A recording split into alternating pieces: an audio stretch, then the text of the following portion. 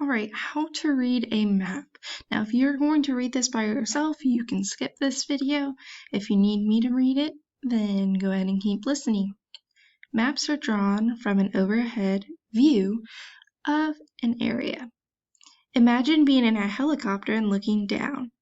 That is what it's like when you look at a map. Most maps have special features that they show. For example, some maps show mountains, rivers, and forests.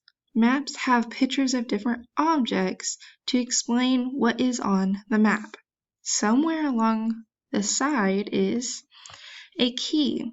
It is a box explaining what each picture on the map means.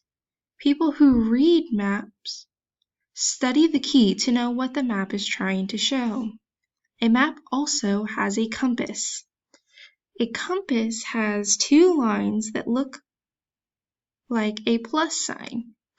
On the end of each line is a letter. Each letter shows a direction. A compass shows north, south, east, and west.